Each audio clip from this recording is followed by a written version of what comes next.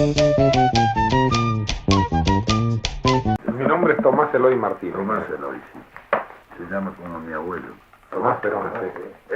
Descomido con un poco de café, por lo menos. No se moleste usted. No es molestia, hay que esperar. Cortadito toman café. Bueno, yo lo prefiero solo. Solo, Sí, por favor. Bueno, café para los cuatro es bueno. Nuestra misión periodística tiene un sentido esencial.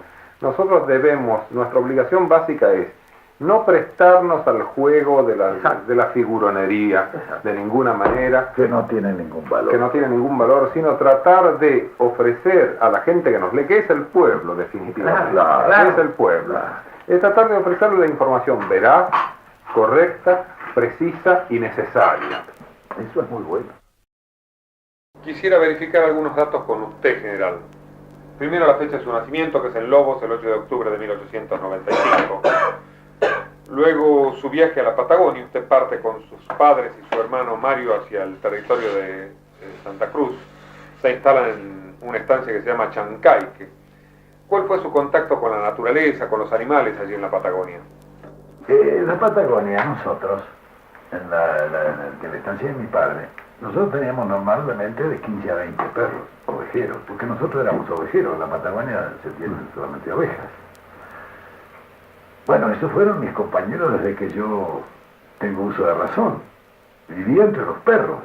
Tan es así que tengo un recuerdo, un quiste diatídico que tengo en el hígado, yo enquistado así, calcificado, porque lo tengo.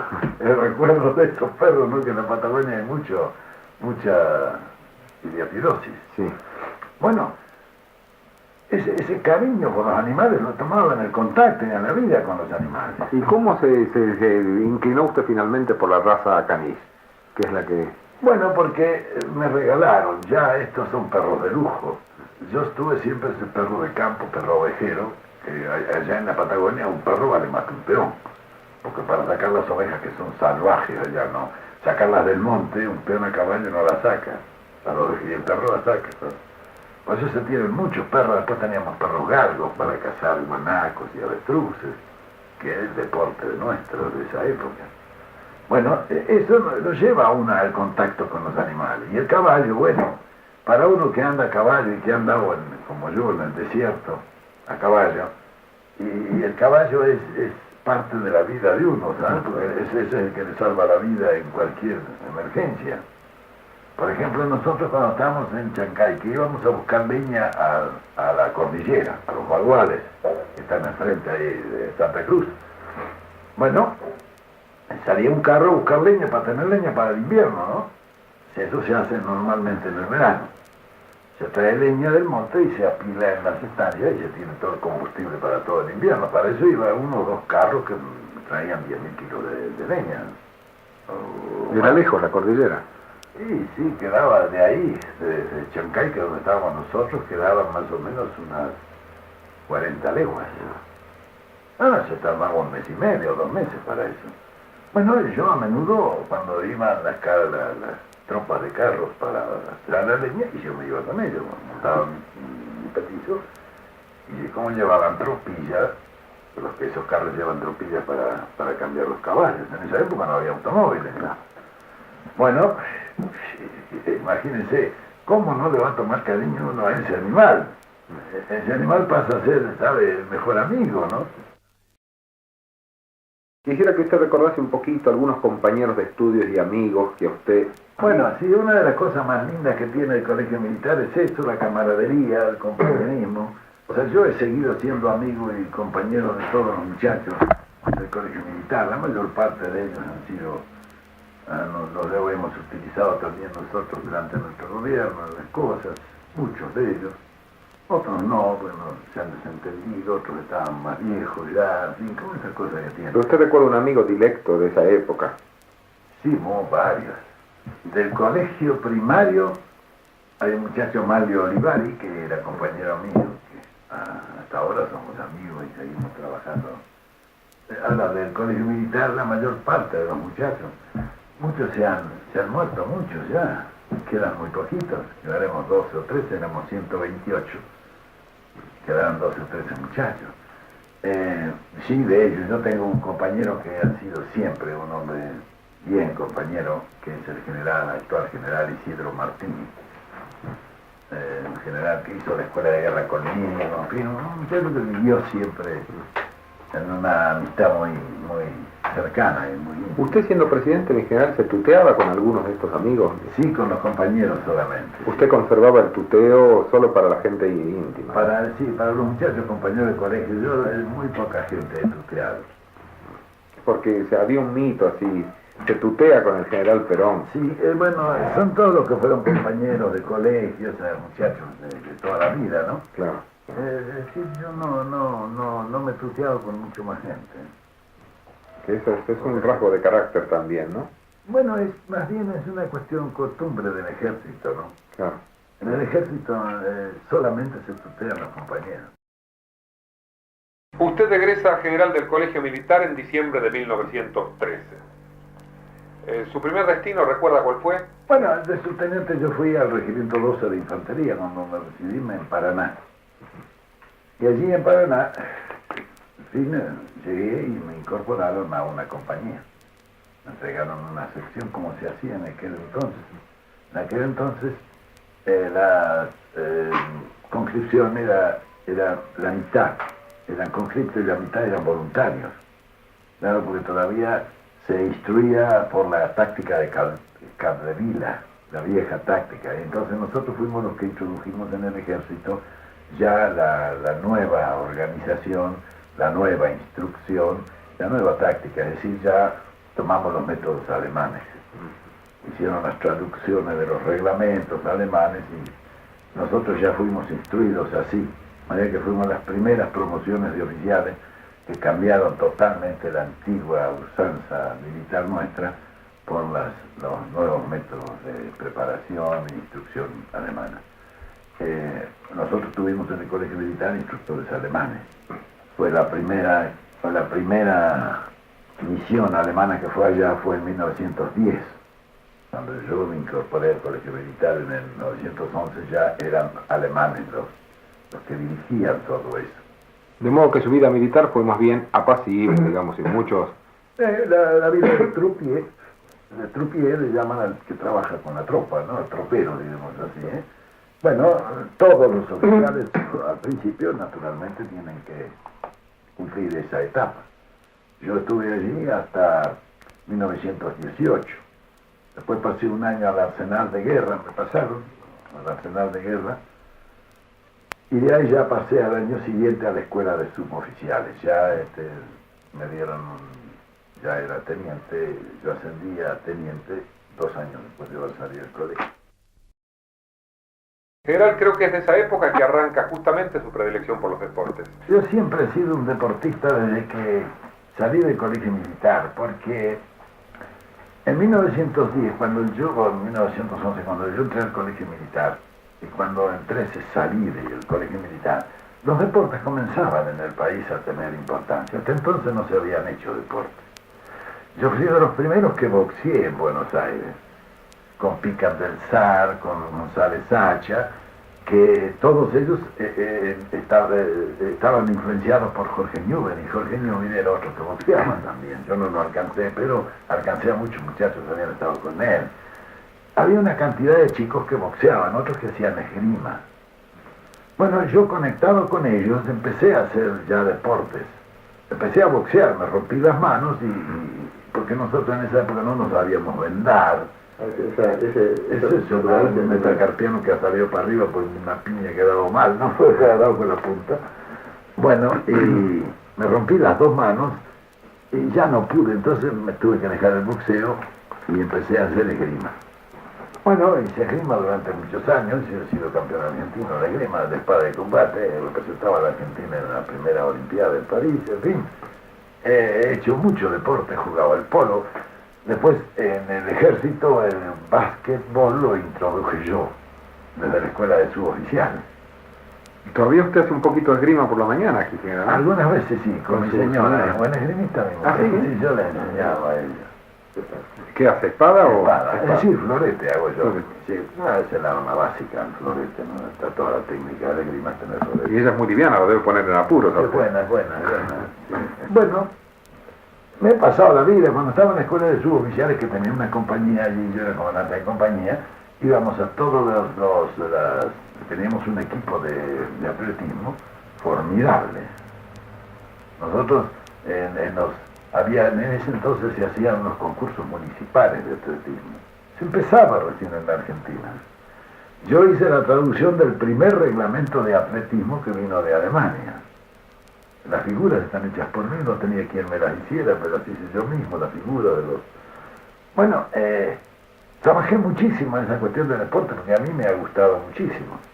Claro, lo que más he cultivado ha sido la esgrima y en cierta medida obligado porque ya una vez que fui campeón en el ejército tuve que defender todos los años el campeonato, ¿no? Yo fui durante 10 años campeón del ejército. El enemigo más fuerte que tenía era el doctor Gaudino, me acuerdo. Gaudino, sí. Lo conozco mucho. Muy alto. A él y a la mujer, que es el médico. No me pudo ganar nunca, Gaudino. Porque él hacía una esgrima de espada un poco rígida. Y yo a él le hacía florete, y como él no sabía florete, lo fue a... Bueno, en el jockey yo tiraba mucho. Todos los campeonatos los hacíamos en el Jockey Club, de manera que la gente del Jockey Club es casi toda amiga mía, ¿no? Fuera digamos, de los políticos somos amigos y sigo siendo amigo de muchos de ellos, ¿no? ¿Cómo fue, en general, su participación en la Revolución del 30? Bueno, yo estaba en la Escuela Superior de Guerra en ese entonces.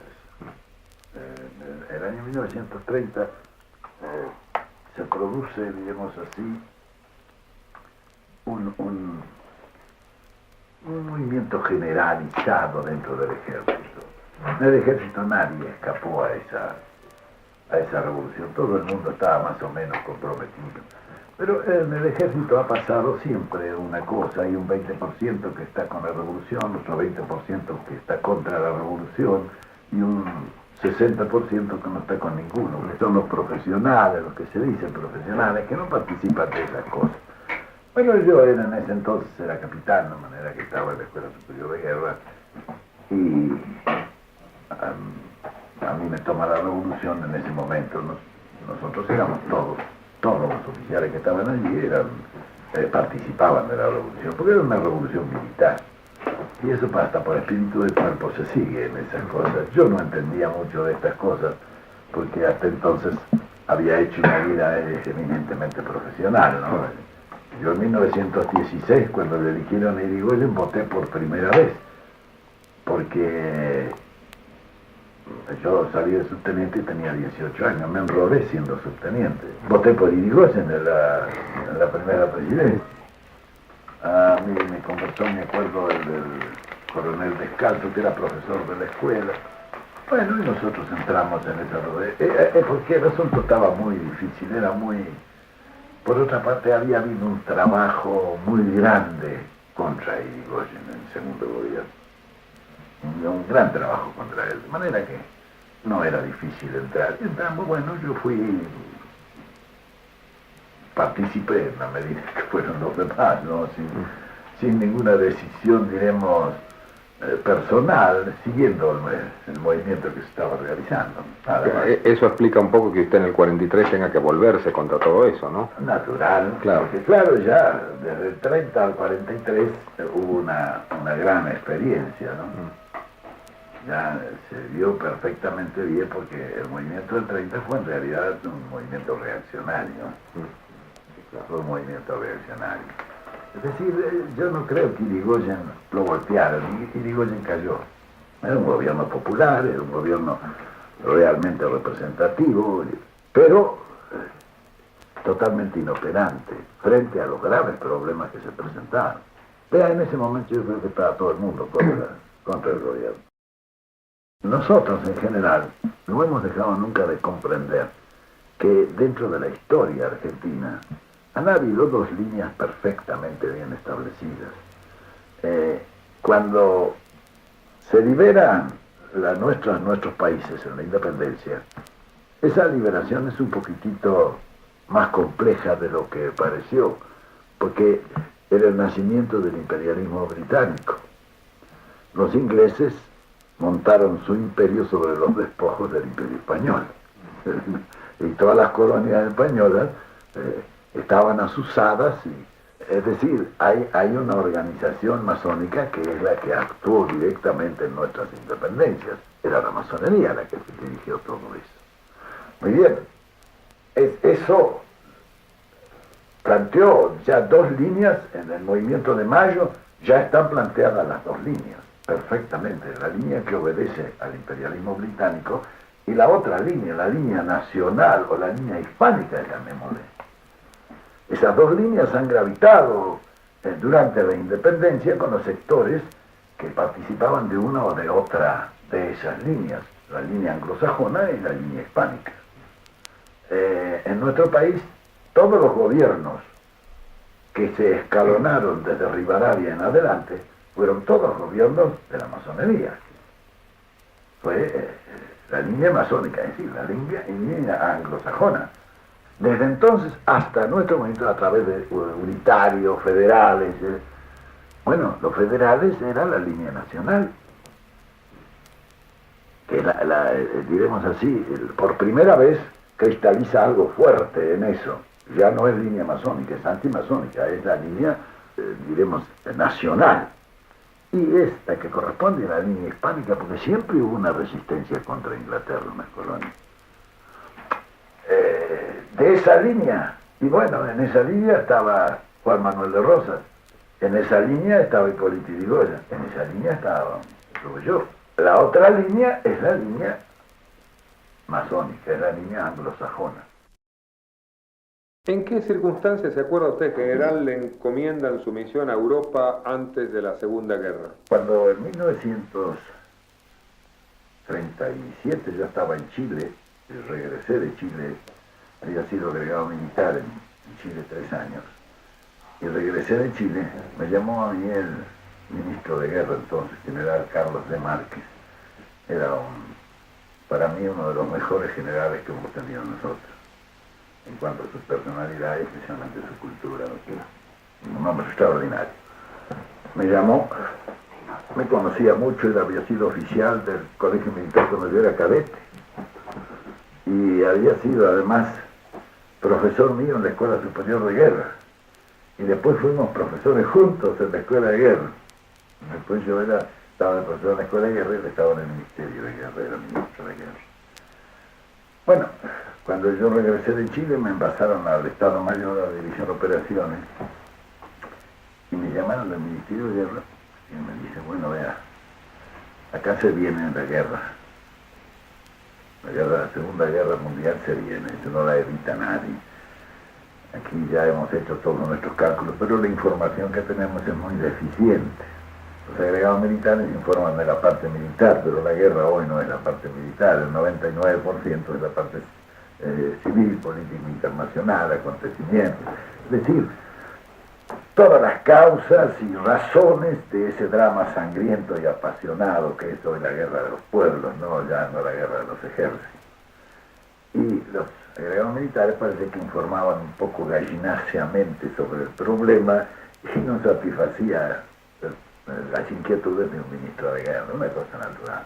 Por ese motivo me dijo usted que es profesor de la materia, yo era profesor de esa materia precisamente, la guerra total, estrategia, historia militar, nosotros hacemos un conjunto de materias con una sola, y me dijo, piense que yo necesito información y eso se va a encargar usted de dármela. Y así fui a parar a Italia. Yo elegí Italia porque en Italia indudablemente se estaba produciendo un ensayo de un socialismo nuevo en el mundo. Hasta entonces el socialismo había sido el socialismo internacional, dogmático del marxismo.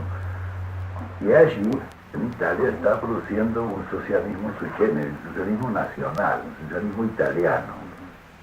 Hay que ponerse, para ver este acontecimiento hay que ponerse en el lugar y en el tiempo, Si no, ahora ya lo vemos distinto naturalmente, pero ¿cómo se veía entonces allí?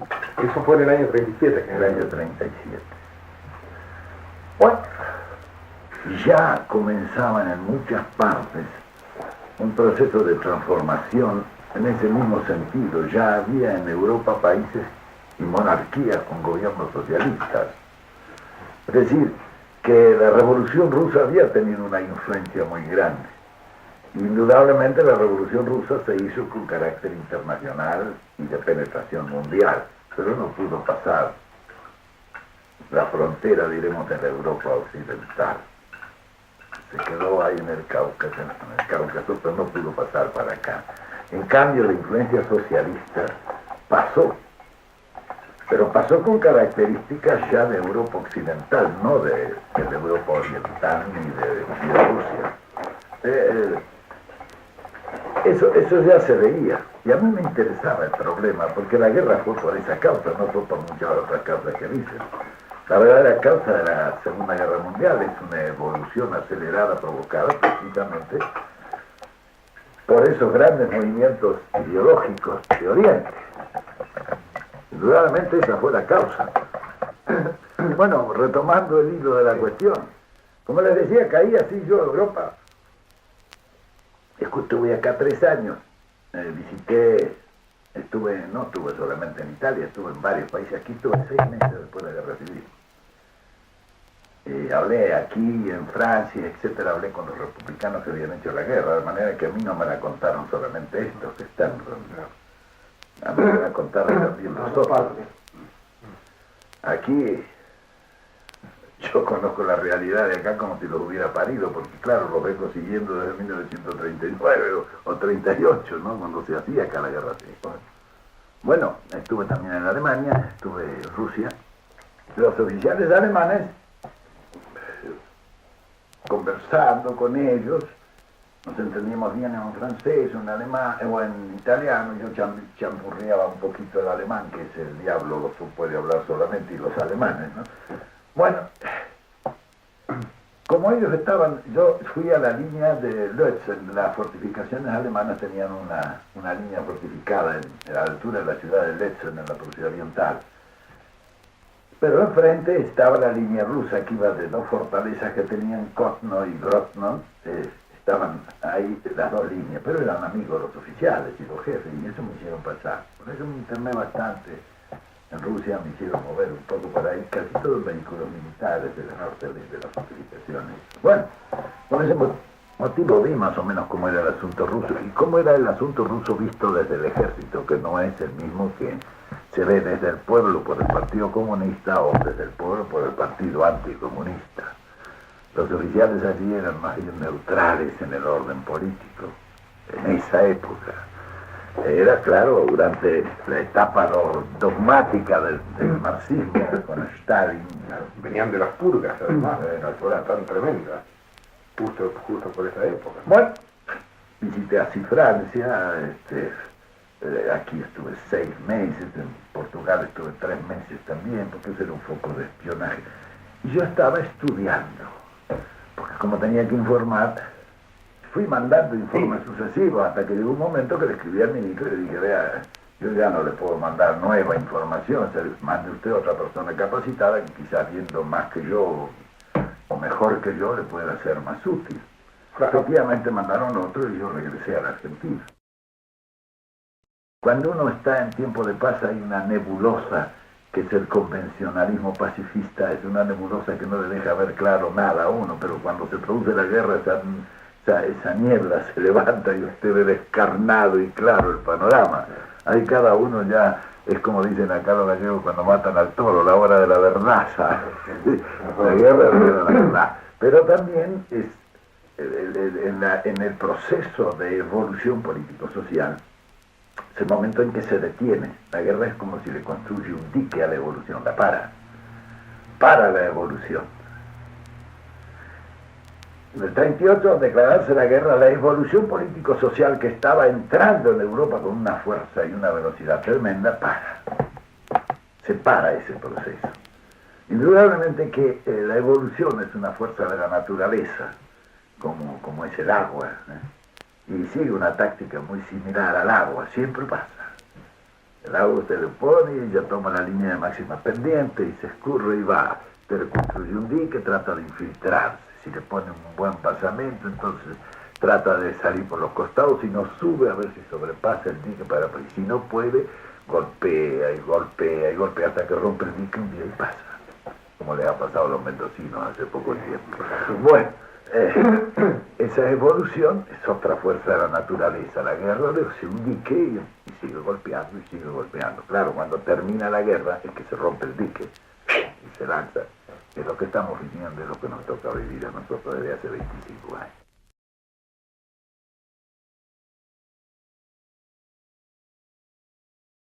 General, fue cuando usted vuelve de Europa en 1941 que le expone sus reflexiones a los oficiales del ejército, ¿no es cierto? Cuando yo llego allá, después de haber estado todo eso, claro, vi esas conferencias secretas que damos siempre nosotros los militares. Todo el mundo lo sabe, pero son siempre secretas.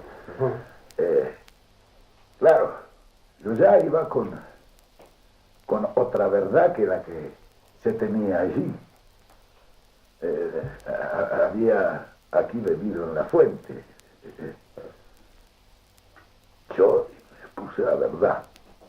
El ministro de Guerra, que era un hombre muy evolucionado y muy inteligente, se dio cuenta enseguida, me dijo que toda la razón del mundo, pero los otros cavernarios generales que había del régimen reaccionario que el país arrastró siempre, producto de un sector seleccionado para hacer un ejército, una guardia pretoriana, esos generales, claro,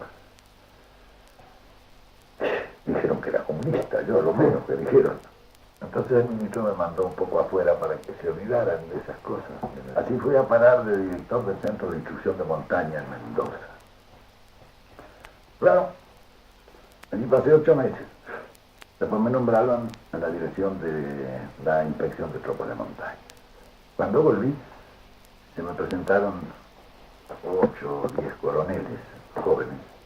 Muchos de ellos habían sido alumnos míos en la escuela de guerra. Se me presentaron y me dijeron, vea, nosotros hemos escuchado sus conferencias y estamos totalmente de acuerdo con usted. Pero no hemos perdido el tiempo. Nosotros nos organizamos en el ejército una fuerza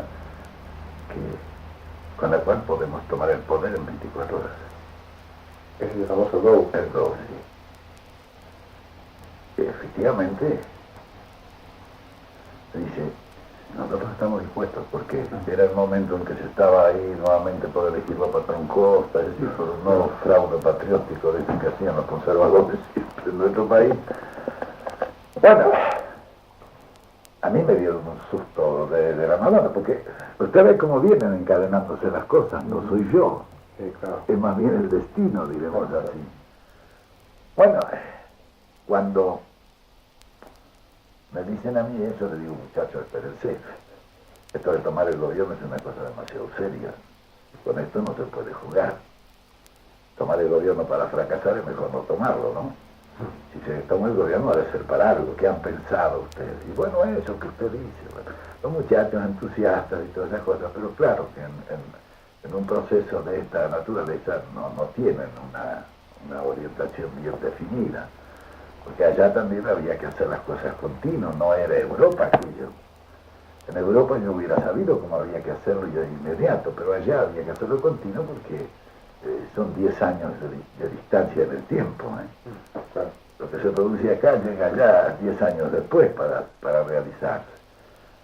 Bueno, le dije, déjenme pensar, le pido un plazo, 10 días me dan. Dice, porque nosotros tomamos el gobierno y usted hace la parte política, prepara todo, nosotros hacemos administración para que el país no se perjudique. Dije, bueno, con todo déjenme pensar, si yo después le doy el ok, como dicen los yanquis, bueno, será porque yo estoy persuadido de poder hacer una obra, si no es inútil que lo hagamos. Muy bien, me dieron los 10 días, lo primero que hice fue llamar a Patrón Costa. Patrón Costa era amigo. Y además yo tenía algunos amigos comunes como él, como Adrián Escobar y todo, entonces me invité a que pasara por casa un día y se fueron a casa y estuvieron 5 horas hablando conmigo. Patrón Costa es un hombre inteligente, capaz, nada tonto, de cualquier cosa puede tenerlo, de tonto nada. Cuando yo le hablé durante un rato largo sobre cómo venía en el mundo la evolución y qué era lo que iba a ser el futuro, el hombre enseguida se dio cuenta y penetró fácilmente en eso. Bueno, así, yo le dije, vea, no acepte la candidatura, porque si aceptar la candidatura, usted no va a llegar a la elección, o si llega a la elección peor, porque lo van a sacar después. Esto es un asunto que ya está decidido. El hombre tan convencido quedó, después de hablar conmigo, que yo me daba la impresión de que quería acompañarme, ¿sabes? Claro, él no podía, no podía. Pero algunos amigos de él sí, don Ramón Cárcano, por ejemplo, che, Trabajo y Previsión, se mandaba unos espiches más incendiarios que los míos. Y don Joaquín Anchorena también trabajaba con nosotros en Trabajo y Previsión, eran hombres amigos de él, que habían conversado conmigo. Bueno, casi toda el ala juvenil del Partido Conservador estuvo totalmente de acuerdo conmigo. Cuando yo vi eso dije, bueno, es cierto que son los duros, son flexibles como para entrar en una cosa de estas. Bueno, vamos a ver los demás, llamen los radicales. De los radicales se presentaron la Junta Renovadora, que era la juventud radical también. Los viejos carcamanes de la política no se interesaron en el asunto como pasó después y como seguirá pasando. Están en otra época ellos. Pero la juventud vino toda con nosotros. Claro, cuando yo vi eso llamé a los socialistas. Yo hablé con el doctor Enrique Dickmann, un hombre extraordinario, para mí extraordinario también. Cuando yo terminé de hablar con ellos dije, bueno, si hace casi ya un siglo que nosotros estamos hablando de estas cosas y no hemos hecho nada. El que proponga hacer esto, claro que nosotros lo vamos a acompañar. Bueno, cuando yo vi esto, lo llamé a los muchachos y les dije, bueno, me parece que se puede hacer algo. Pensaba que podía prepararse la revolución. La revolución implica dos hechos, sin los cuales ninguna revolución puede realizarse. El primero es la preparación humana y el segundo la preparación técnica. La preparación humana la hace un hombre realizador y 100.000 predicadores. Esa es la preparación humana de la revolución. Lo otro, hay que formar un organismo de estudio, primero de concepción de la revolución, para fijar los grandes puntos ideológicos y políticos de la revolución, y después preparar una planificación total para la realización. Esos dos trabajos tienen que realizarlo alguien. Entonces, mis jefes estuvieron de acuerdo, me dijeron, nosotros tomamos el gobierno, y tomando el gobierno nos eligieron 3 generales, por una cuestión de deformación profesional que tenemos nosotros, queremos llevar siempre un general al frente. Eligieron 3, que eran cabeceadores, más o menos, buena gente.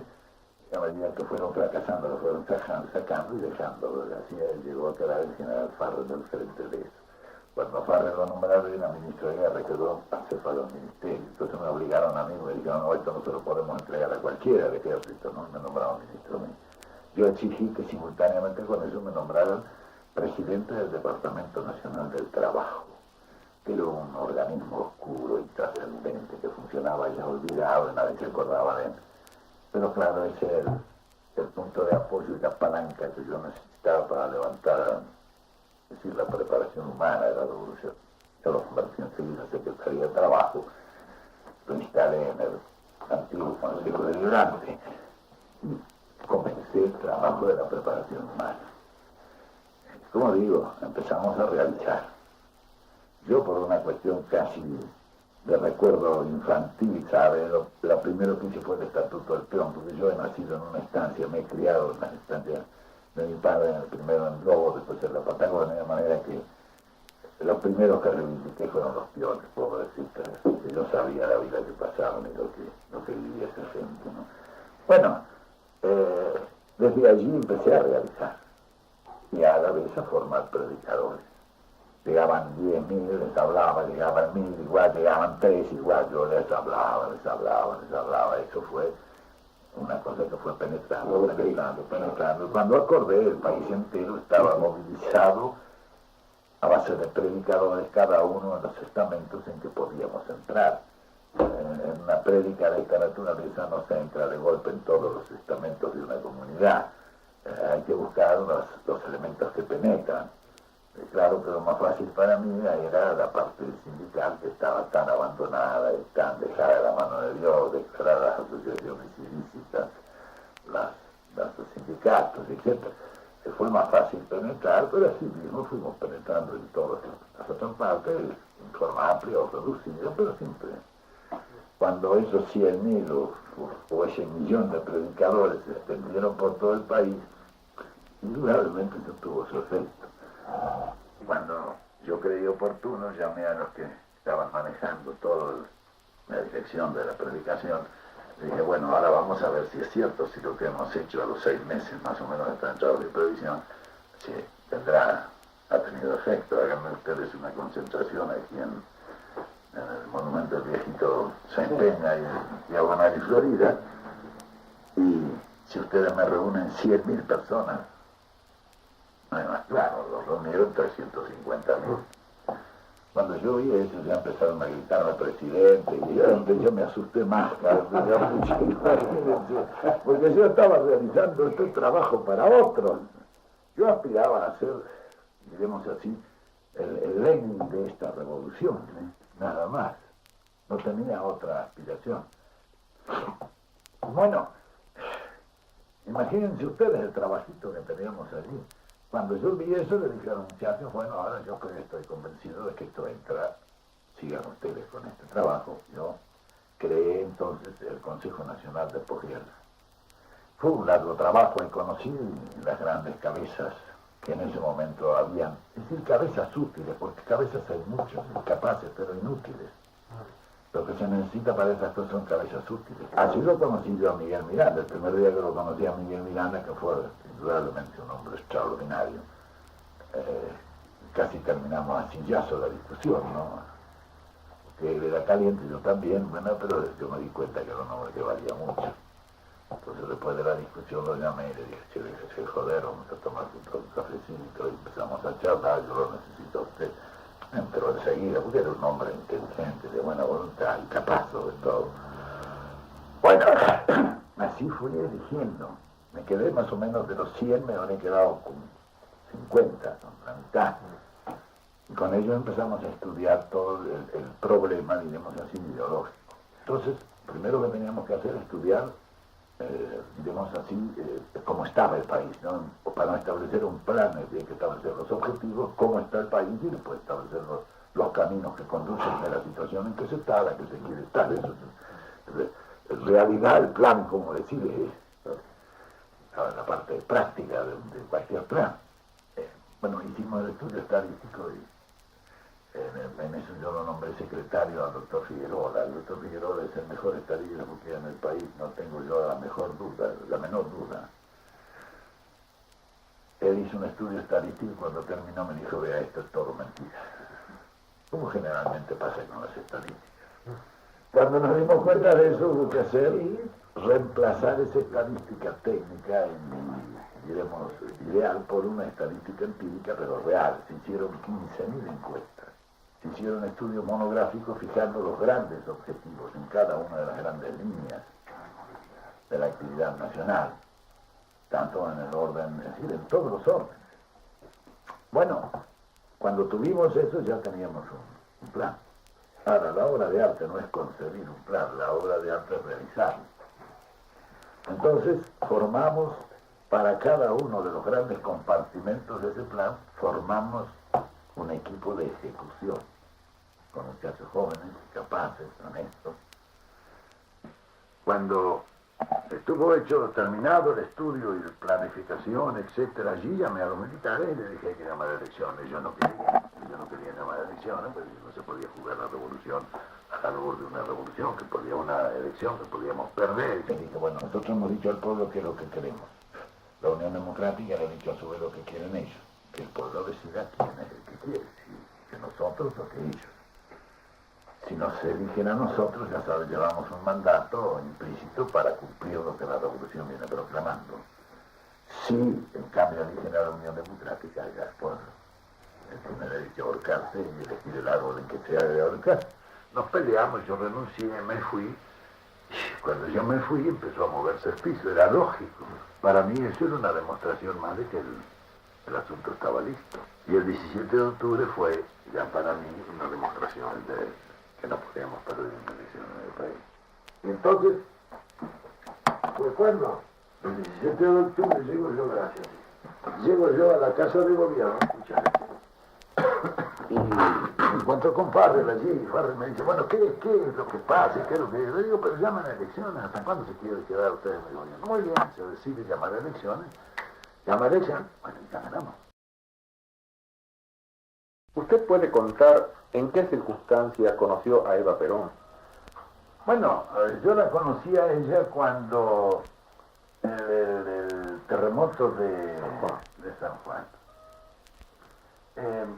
Ella concurrió con una gran cantidad de artistas que fueron para hacer una colecta. Usted se acuerda que movilizamos desde Trabajo y Previsión una ayuda directa para prestar una ayuda directa a la población de San Juan, 8.000 muertos había dicho.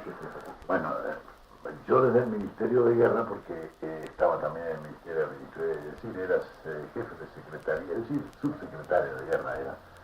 Bueno, movilicé todo lo que pude para eso. Enseguida tomamos, en el ejército mandamos carpas, mantas, todo eso para toda esa pobre gente que había quedado a la miseria, ¿no?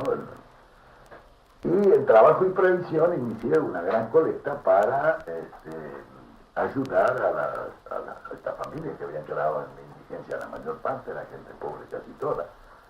En eso hice un llamado a todos los artistas para que saliesen con una alcancía a hacer la colecta por las calles. Entre los numerosos artistas que llegaron, llegó también él. Claro, usted sabe, los artistas con su modalidad y su mentalidad diferente a todos los demás, estuvieron allí muy entusiastas, fueron todos, eso es una cosa. Claro, se trataba de una cuestión de solidaridad nacional, ¿no? Ya en una desgracia como la de San Juan.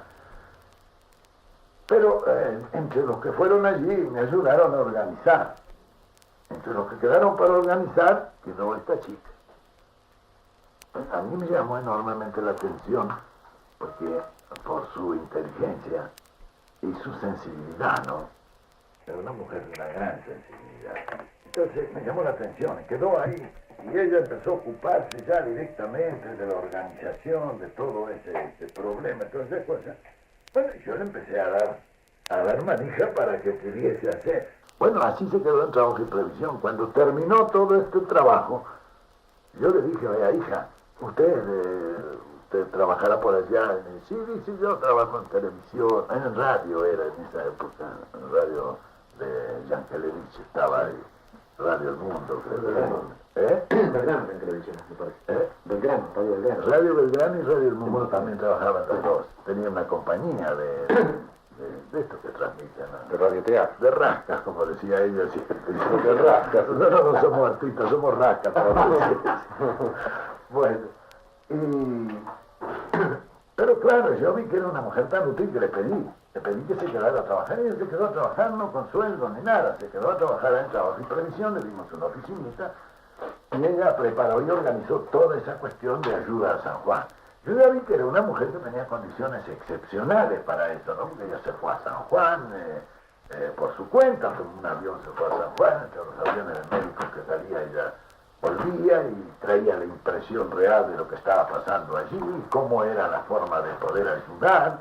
En fin, una cosa excepcional aún para entre los hombres que yo tenía, ¿no? Es una de las cosas que yo he tenido siempre en cuenta durante todas las cosas que he hecho en mi vida, ¿no? El poder utilizar a la gente que verdaderamente es utilizable y vale. Ya, entonces ella embaló en eso, y así como fue apta para lo de San Juan, fue apta para todo lo demás. Ya se empezó ella a poner, ya, claro, ya intimamos más también, etcétera. Ya empezamos a trabajar ya bien unidos, porque ella era muy capaz. Una mujer extraordinaria. Indudablemente que yo la necesitaba a ella en el sector en que yo veía la debilidad de nuestro sistema social. Viene un tipo y dice, bueno, pero no se puede jubilar porque no ha trabajado, pero es un tipo que se muere de hambre, entonces alguien tiene que arrimarle algo, es un viejo, es un impedido, alguien tiene que no dejar que se muera como un perro en la calle. Entonces hay un sector que no se cubre, otro que ha perdido su trabajo y no se defiende bien dentro de la comunidad para encontrarlo.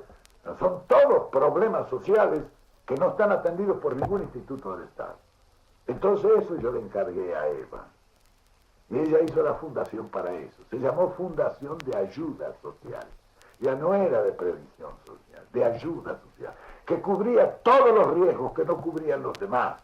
Por eso tenía los hogares de ancianos, porque no todos los ancianos pueden vivir con una jubilación. Entonces tenían esos hogares para los ancianos. y ancianas. Los hogares de tránsito, que era gente, familias que quedaban sin trabajo, iban allí, el marido no se alojaba la familia allí. Hasta que el marido encontraba trabajo, la fundación le conseguía el trabajo, le instalaba su casa, le llevaba a su familia y lo dejaba funcionando como una familia con sus problemas resueltos. Los policlínicos de la fundación, porque había mucha gente que se moría sin asistencia médica. ¿Por qué? Porque no todos podían ir a la previsión del Estado porque era insuficiente. Entonces esos institutos, imagínense, fueron 16 policlínicos y grandes policlínicos. Todo eso se cubría ¿con qué? Con lo que daba el hipódromo, es decir, el 50% del hipódromo y el 50% de la lotería y de la ruleta y casino. Es decir, el juego lo convertíamos en una obra social, el producto del juego. El impuesto a los tontos. El impuesto a los tontos le llamaba yo, exacto. Bueno, todo eso, de todo eso se encargó él, que lo hacía muy bien y tenía gente muy capacitada con él. ¿Por qué su hermano Mario no intervino en la acción política del peronismo? Pero él nunca quiso intervenir. Vea, mi hermano cuando llegó, pues él estaba viviendo en Buenos Aires cuando a mí me dijeron, tenía su campo allá en la Patagonia, pero vivía en Buenos Aires. Bueno, y un día lo llamé y yo le dije, mira hermano, aquí trabajamos todos, vos vas a tener que trabajar en algo también, ¿no? No, dice, no, yo ya estoy jubilado, ya no. Él tenía más o menos 60 y tantos atrás. Muy amable. Y me dice, yo no, déjame trabajar vos que te has metido en esto, déjame a mí tranquilo. Bueno, pero yo le insistí. Y entonces le dije, bueno, mirá, tengo una cantidad de cosas que me interesan. Pensá vos a ver en qué podés ocuparte, porque no necesitaba pues, el sueldo, pero sí hacer algo. Algunos lo fueron a ver para ver si quería ser diputado, no quería saber nada con esas cosas, era un hombre de campo por otra parte, se había pasado toda su vida en el campo. Aunque claro, había estudiado y todo, pero después no le gustó la ciudad y se fue para el campo. Y un día me dice, bueno, mirá, dice, vos que me insistís tanto que yo me he pasado la vida entre los animales. A mí los que me gustan más son los animales, los que no me gustan son los hombres, me gustan los animales. Para ser un hombre de campo, ¿no? Sí, claro. Me dijo, yo el único puesto que te aceptaría sería el de director del zoológico. Y te aseguro que te lo arreglo el zoológico y te lo dejo. Bueno, yo lo nombré enseguida director del zoológico, ¿eh? Se puso a estudiar la cuestión de los animales, él hizo una clasificación donde separó los felinos de los otros y empezó a estudiar cada tipo de animal en sus características, en sus cosas. Yo no sé qué pasó, pero los animales estaban maravillosamente bien, empezaron a parirlos, hasta los leones y los tigres tuvieron hijos, el hipopótamo jamás habían tenido hijos dentro del zoológico. Me decían que en cautiverio, no, él yo no sé cómo se las arregló. Pero me gustaba porque él entraba a la jaula del gorila, había un gorila negro grandote ahí, es curioso, nadie entraba allí, ni el Pinamena, él entraba a la jaula del gorila. Y lo tocaba y él se había hecho amigo del gorila. Y yo creo que esas son esas cosas de la persona, ¿eh? Bueno, llegué un día a la casa y estaba en su pieza acostado. Era una camita chiquita así también, otro tipo acostado. Le digo, ¿y este quién es? Era un orangután que se lo había llevado a su pieza para cuidarlo, porque estaba enfermo. Sí, lo tenía ya, lo orangután acostado en la camita al lado y dice, no lo puedo dejar, porque si lo dejo él solo, se escapa y andaba con pulmonía, estaba con penicilina el tipo y todo así. Pero, pues yo digo, era un hombre así, él no quería saber nada de política, ni nada, él no entendía nada, ni le gustaba. Un hombre de campo. Durante su primera presidencia, ¿qué medidas tomó usted para reactivar la economía? Poner en marcha un país que está detenido, como está ahora detenido el país, Estaba también cuando yo lo recibí en el 46. Para poner en marcha un país usted tiene que romper la inercia, porque está parado. Y con esto pasa como con la máquina de ferrocarril. Cuando la máquina está fría y parada, tiene que levantar presión hasta 20 atmósferas, si no, no corre. Si no, no sale. No rompe la inercia. Pero cuando va en marcha, después con 5 atmósferas ya puede aumentar la velocidad. Todo es romper la inercia, pero para eso se necesita acumular. Cuando llegamos nosotros, el país está parado. El combustible ahí no es carbón, es plata. Cuando usted quiere ampliar un negocio, lo primero que tiene que hacer es a base de inversión. Entonces lo primero que hay que hacer es juntar la plata. Cuando nosotros juntamos ese dinero y lanzamos el primer plan quinquenal, teníamos 800.000 desocupados. En 3 meses se ocuparon todos y los salarios empezaron a subir. Cuando subieron los salarios, la economía popular se tonificó enormemente. Y el consumo pegó un estirón para arriba. Cuando subió el consumo, eso tonificó al comercio, el comercio obligó a la industria a transformar para vender y la industria pidió a la producción. Y todo el ciclo económico pasó de una economía de abundancia, de miseria a una economía de abundancia. Eso se mantuvo 10 años. En nuestro gobierno a nadie le faltaron 100 pesos en el bolsillo en cualquier momento. ¿Por qué? Porque había para producirlo y la gente no se dedicaba a saltar bancos y era más cómodo trabajar. Porque nosotros realizamos un plan quinquenal con 76.000 obras y nadie sintió en su bolsillo las consecuencias de eso. ¿Por qué? Porque había sido previamente financiado eso. Pero simultáneamente con eso nosotros pagamos toda la deuda externa. Hicimos una reserva de 1.500 millones de dólares cash y suprimimos un servicio financiero en divisas anual que grababa la República de 1.200 millones de dólares anuales. Cuando se saneó eso, juntamos el dinero necesario y con eso hicimos las obras. Ahora está en el proceso inverso.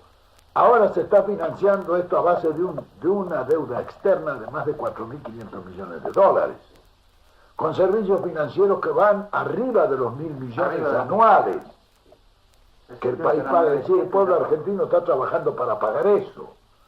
Y además de eso, como no alcanzan los medios, le están grabando hasta la respiración. Y la gente se está muriendo de hambre. Y bueno, sí, así se pueden hacer obras. El Chocón se está haciendo con plata norteamericana, pero eso llevó la deuda externa a 4.500 millones de dólares. Inversiones del exterior ha habido últimamente, han aumentado las inversiones norteamericanas. Pero todas esas inversiones son un cuento chino. Se invierte así en la República Argentina. Yo voy con una fábrica, llevo 100.000 dólares, monto un taller allí y pido al Banco de la Nación otros 100.000 dólares. Y a fin de año giro el beneficio, o el 15 o el 20% sobre los 200.000 dólares, no sobre los 100.000 que me pagan. Entonces, ¿qué? Están descapitalizando. Se recuperan en 3 o 4 años. Lo están descapitalizando al país. Todo mentira. Y usted le tiene que asegurar a ese señor un servicio financiero anual. De lo que gana se lo tiene que dar en divisas. Y esos son los servicios financieros ruinosos que el país está pagando. Fíjese usted, cuando nosotros llegamos al gobierno, el servicio financiero era de 1.200 millones al año, de dólares. Cuando nosotros caímos en el 55, no alcanzaban 90 millones para pagar algunas empresas que quedaban. Ahora, ¿qué obras han realizado estos señores? Fíjese usted que nosotros en el primer plan quinquenal realizamos 11 grandes diques, un gasoducto del Comodoro Rivadavia a Buenos Aires, todos los aeropuertos que el país tiene, una red de caminos que completamos a todo el país. Además de eso, 8.000 escuelas, 500.000 de viviendas, en fin, 76.000 rubros de eso se llenaron. ¿Y quién sintió eso? Las casas las pagaban baratitas, ya 30 años. Pero el proceso nuestro era bien simple. Nosotros, no como nos han dicho muchas veces, dirigíamos la economía. No, nosotros, porque eso de dirigir la economía es estúpido. Lo que hay que controlar es el ciclo económico. El ciclo económico es la producción, la transformación, o sea, la industria, la distribución, o sea, el comercio, y el consumo. Cuando esos 4 factores se mantienen en equilibrio, la economía sube sola. Cuando nosotros llegamos ahí, no teníamos un centavo el país. Nosotros, a través de la ley bancaria, controlando, no dejamos salir. Nos robaban todo.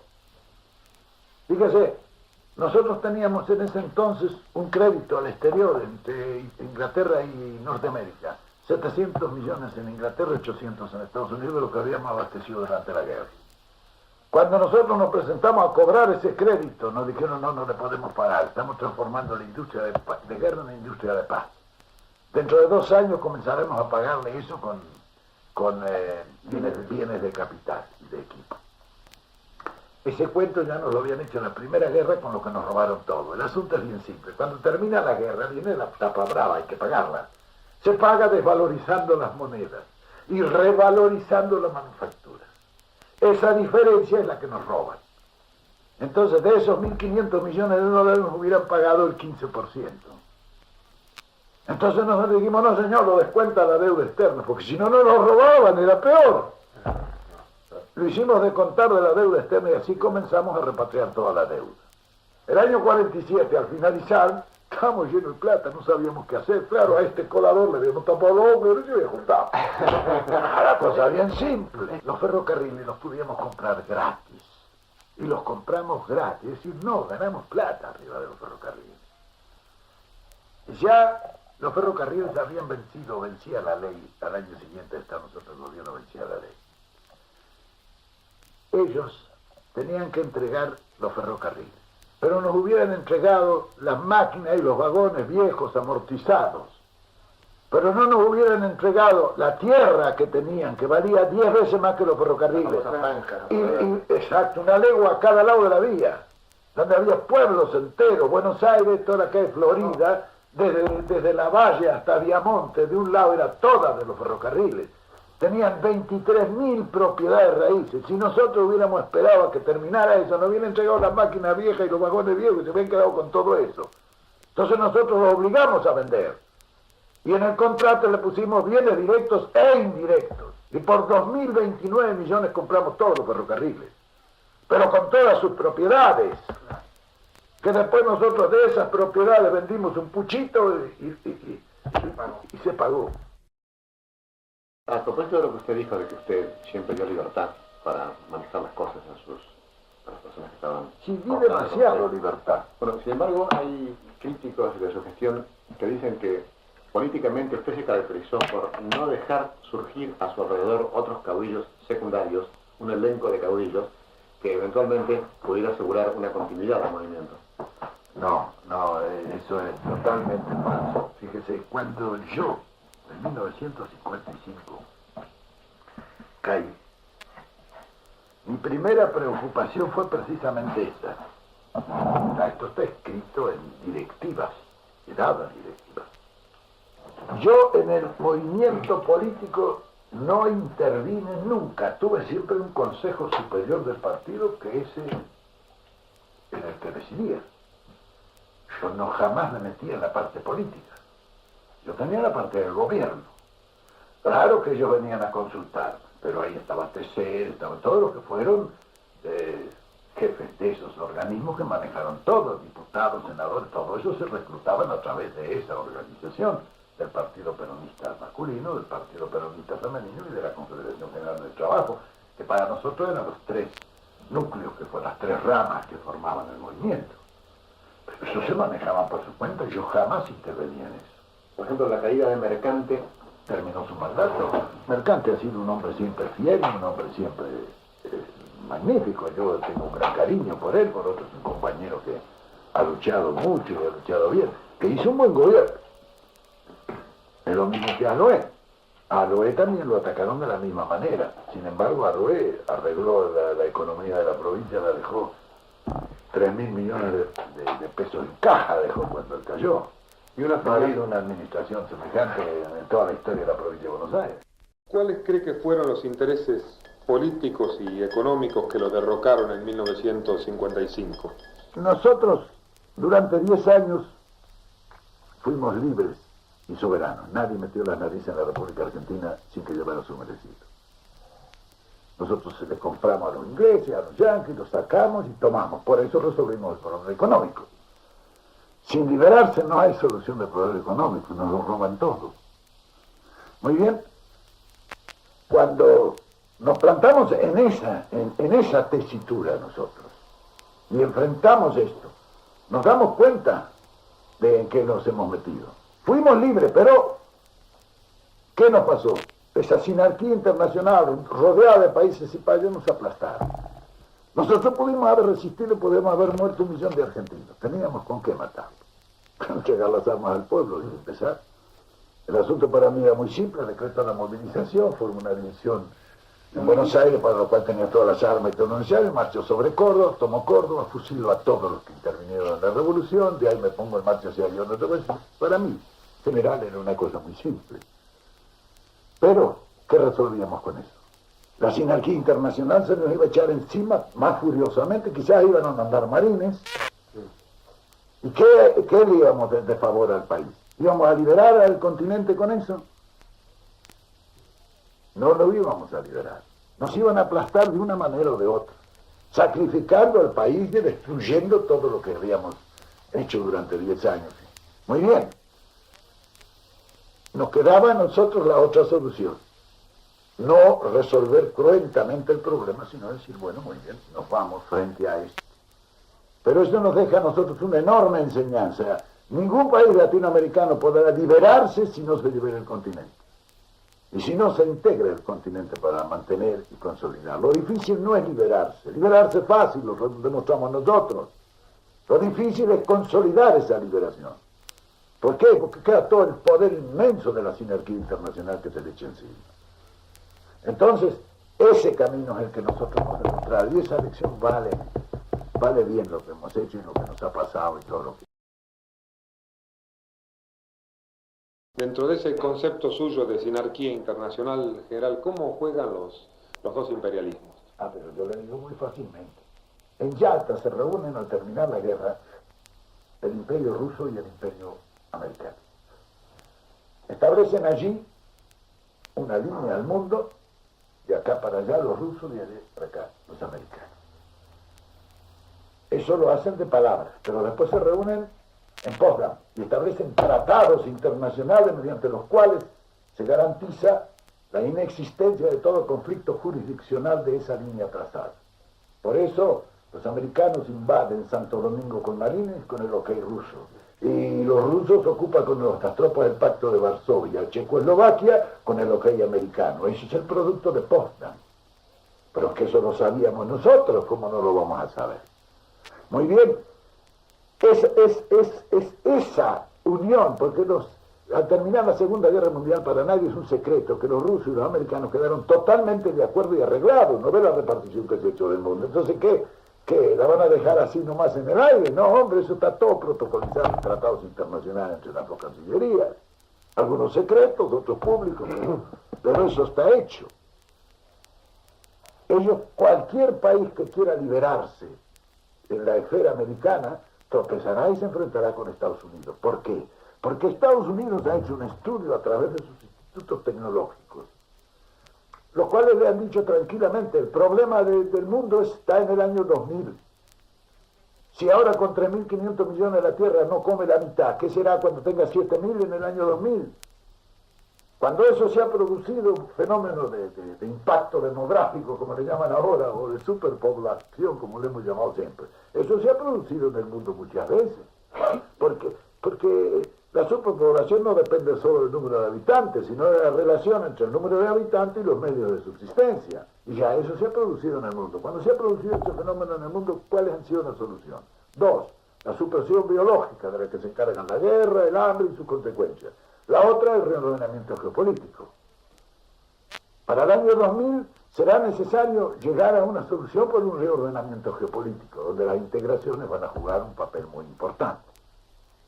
Ahora, si los hombres no resuelven ese problema por un reordenamiento geopolítico y una mayor producción y mejor distribución de los medios de subsistencia, y tendrá que apelarse al otro, a la supresión biológica.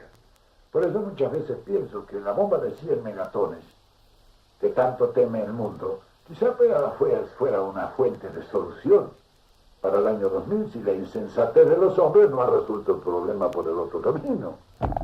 Eso lo dicen todos los días los centros tecnológicos de los americanos.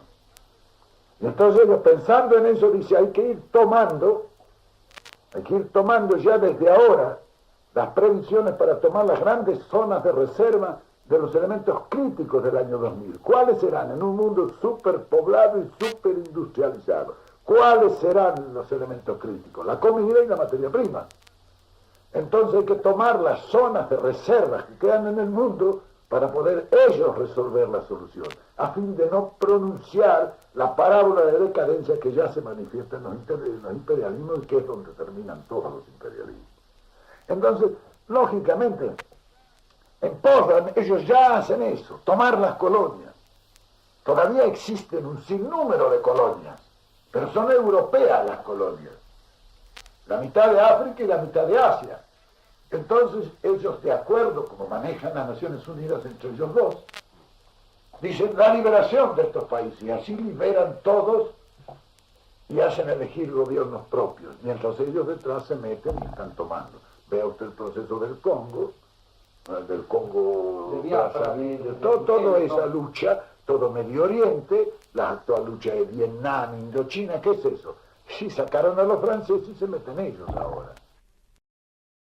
Ahora, general, ¿qué intereses son los que llevan a Onganía al poder en nuestro país? Onganía llega al gobierno en el 66 por una revolución. Esto ya es historia, más que política, es historia. Llega representando una revolución. ¿En qué condiciones? Y llega allí como peludo regalo, ¿sabes? Lo sacan de su casa y dice, hagan la revolución. Una revolución necesita una preparación humana, en primer término, que es la que yo hice en Trabajo y Previsión, durante 2 años de trabajo, y una preparación técnica de la revolución, que es la que hicimos nosotros en el Consejo Nacional de Posguerra. Así todo, después de 2 años y medio de preparación, nos encontramos cuando nos hicimos cargo del gobierno con un sinnúmero de problemas de una solución muy difícil, que obedecía a los imponderables que toda acción, diremos así, política tiene en su marcha. ¿Qué le pasará a este hombre que no tiene ninguna preparación humana ni preparación técnica y llega allí, como digo, como peludo regalo a hacerse cargo de una revolución? Tiene que fracasar. Pero vea lo que le pasó a Onganía. El ejemplo más claro lo tienen ellos. Onganía llega allí, como digo, nombra su gobierno, lo nombra de quiénes, un sector que hacía ejercicios espirituales con él, otro sector de muchachos nacionalistas que hace 40 años vienen macaneando, nunca han hecho nada, un sector agroexportador para arreglar sus problemas y un sector remanente de gorilas que vienen del año 55. Claro, estos 4 grupos entran al gobierno, pero no entran a gobernar, sino a pelearse entre ellos para ver quién va a quedar con el poder detrás del trono. El Fondo Monetario Internacional, que ve eso, comienza a hacerle cerrar el crédito de la República en todas partes. Y al finalizar el año 67, ¿ya qué pasa? La República no tiene crédito en ningún lado y vienen los ministros de Economía argentinos a mendigar por todas partes a ver qué banco le da 10 millones de dólares, 5 millones de dólares, que es la mejor manera de echar abajo de todo el crédito, a pedir limosna. Muy bien. En ese momento la situación hace crisis y el país entra en cesación de pagos, no puede pagar sus deudas, no tiene créditos, no tiene dinero. Entonces decide cambiar el gabinete. Aquí está la maniobra bien hecha. Quien le ha cerrado el crédito ha sido el Fondo Monetario Internacional, pero se lo ha cerrado con una intención, no se lo cerró porque sí. Entonces cambia el gabinete. Cuando va a nombrar, ¿quién va a agarrar como ministro de Economía en un país que está en cesación de pagos? El Fondo Monetario le dice, bueno, yo le resuelvo el problema, le abrimos el crédito. Se va a tener el crédito. Vamos, pero nosotros necesitamos una garantía. Muy bien, ¿cuál es la garantía? El ministro de Economía lo nombramos nosotros. Entonces sacan un empleado de sus compañías, se lo ponen, y recién estos empleados de las empresas, se lo ponen el ministro de Hacienda, el ministro de Economía. Y desde allí empieza. La primera medida que toma este señor dice estabilizar la moneda, para lo cual no tiene nada más peregrino que bajar a 350 pesos por dólar. Claro, esto obedece a un plan que los institutos tecnológicos están desarrollando a través de la política del Fondo Monetario Internacional. ¿Para qué se hace eso? A renglón seguido empiezan a comprar por moneditas de dólares toda la industria, ya se compran en un mes 25 bancos Claro, si lo están comprando por chiroditas. Las acciones de la bolsa bajan casi a un 10% de su valor. ¿Por qué? Porque la moneda ya ha venido abajo. Y cuando el signo monetario se viene abajo, se viene abajo todos los valores que representan hasta que se vuelva nuevamente a equilibrar. El caer de 120 pesos que estaba por dólar a 350 para estabilizar la moneda, pero a quién se le ocurre, ni al que ató la manteca, ¿sabes? Bueno, ahí está. Desde ese momento el que gobierna la República Argentina es el Fondo Monetario Internacional. Nosotros nunca nos hicimos socios del Fondo Monetario Internacional durante mi gobierno. ¿Por qué? Porque ahí está el verdadero gobierno. Porque ese es el que está manejando todo. La historia de eso es una historia simple. Ha habido siempre un área. Primero fue el área esterlina, hasta la Primera Guerra Mundial, donde los ingleses perdieron el oro. El oro pasó a Fort Knox. Cuando terminó la Segunda Guerra Mundial, los americanos crearon el área dólar. Los ingleses quisieron defenderse fundando los bancos centrales, es decir, el Banco Central. Decía, bueno, si antes respaldaba la libra esterlina el oro del imperio, ahora es el imperio el que lo respalda. Pero los americanos le crearon una ley fiduciaria que establecía que el que se presentaba con un dólar le daban el equivalente en oro y se vino abajo la teoría de los bancos centrales y se establece el área dólar. Pero después de la Segunda Guerra Mundial, se reúnen en Bretton Woods para considerar que no les pasara a ellos lo mismo que le había pasado a los ingleses con el área dólar, lo que a esto le pasó con el área libra. Cualquier país que hubiera tenido una moneda fuerte en ese momento podría haber creado una área monetaria, porque el área monetaria no es nada más que un consenso de naciones que se adhiere a una moneda fuerte para tener respaldo en esa moneda, ya que no tiene existencias áureas como con que respaldarse el valor de su moneda. Pero ese servicio que presta el área dólar ahora y prestó antes el área no es gratis. Eso cobra un royalty de un 25% para poderle respaldar la moneda a los países que no tienen existencia de oro, que no tienen reservas monetarias para sostener el valor de su moneda. Muy bien. Al terminar la Segunda Guerra Mundial se ve que puede ocurrirle eso al área. Entonces crean el Fondo Monetario Internacional, donde van todos y meten allí una gran cantidad de dinero y con eso se forma el Fondo Monetario Internacional, que pueden ya, pero quedan ligados, es decir, obedientes en la política monetaria, obediente a lo que el Fondo Monetario Internacional establezca. Desde ese momento comienza el avance y la penetración. Inglaterra ha quedado liquidada ya. ¿Por qué? Porque el amigo Winston Churchill había liquidado el imperio, porque el mérito de él, para mí el único mérito era la liquidación del imperio inglés, ¿no? Él lo liquidó, Chamberlain lo quiso salvar, él lo liquidó. Muy bien, desde ese momento ya los ingleses dejan de tener ninguna influencia en nuestro continente. Y pasan los americanos, y con el Fondo Monetario Internacional, imagínense. Por eso nosotros nunca nos hicimos socios del Fondo Monetario. Nosotros dejamos el país en 1955 sin deuda externa.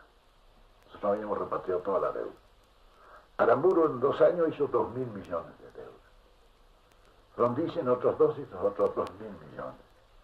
Cuando llega el día hay 4.500 o 4.600 millones de deuda externa, de dólares. Bueno, el crédito de la República es muy difícil. Ellos se hacen socios del Fondo Monetario Internacional. Al hacerse socios del Fondo Monetario Internacional, el Fondo Monetario da su garantía. Pero, como digo, no la da gratis. Hay que darse cuenta en esos empréstitos, en esos 4.500 millones de dólares de deuda. ¿Qué es lo que ha ocurrido? Ahí le han robado la mitad. Ellos no han utilizado ni siquiera la mitad de ese dinero. Y se lo explico en 2 palabras. Ustedes saben que en ese momento el dólar está a $35 la onza Troy. Usted va al Banco de la Reserva Federal y pregunta, ¿cuánto vale una onza Troy? $35. 35 dólares. Te saca 35 y dice, deme una onza Troy. No, nosotros no vendemos, hay que comprar en el Mercado Libre. Te va al Mercado Libre y dice, una onza Troy. Sí, señor, dice, acá tiene una onza Troy. ¿Cuánto vale? 45 dólares. ¿Qué quiere decir? Que el precio del dólar, en su poder adquisitivo, está sobrevalorado. El precio de 35 dólares la onza Troy es su precio político. El precio real son 45. Es decir, que allí hay una diferencia de 25% en contra de todo aquel que opere en dólares, porque el poder adquisitivo de una moneda no es el valor fiduciario escrito en el billete, sino el oro que represente. Ese es el verdadero valor adquisitivo. Entonces, cuando usted hace un empréstito de 100 millones de dólares, al firmar el empréstito ya va perdiendo un 25% como consecuencia de la sobrevaloración de dólares. Ellos fijan el valor del oro por el dólar, no el valor del dólar por el oro. Después tienen que transportar la mitad de la mercadería en barcos de Estados Unidos, que le dan crédito, no le dan no le dan dinero, le dan crédito para gastar en los Estados Unidos. De eso tiene que, claro, usted empezar, porque ya no puede hacer licitación internacional porque está obligado a comprar a Estados Unidos, donde hay cárteles que no permiten la licitación interna. Allí usted tiene que comprar a precio del catálogo, pierde el 15% más, que sumado a los 25 ya son el 40%. El 5% que está obligado a transportar en barcos norteamericanos, y el seguro en puerto de embarque otro 5%. Es decir, que ya de ese dinero usted, el crédito puede hacer efectivo solamente el 50% como valor adquisitivo. Es decir, usted ve cómo lo roban.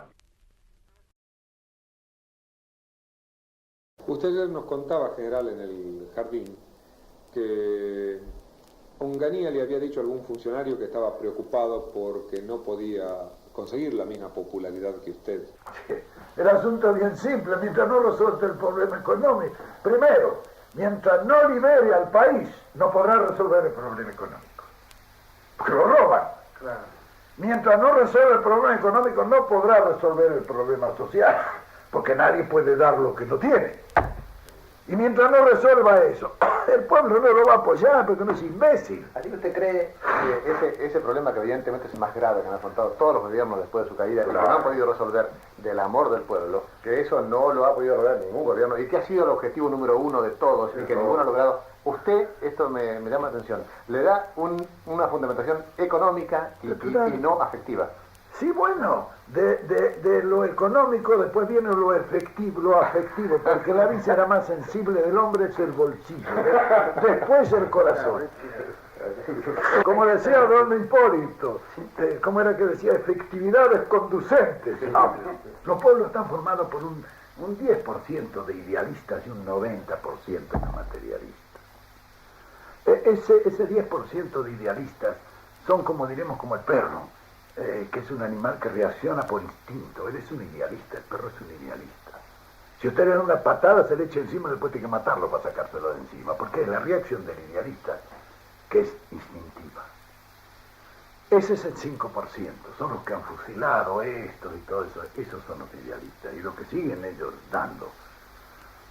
El otro 90% son materialistas, esos son como el gato, que si usted le tira una patada no lo alcanza, pero si lo encierra y le pega, él se mete abajo los muebles primero, después intenta subir por la pared, pero cuando se da cuenta de que nada de eso es posible, se le pone en guardia enfrente y péguele entonces al gato.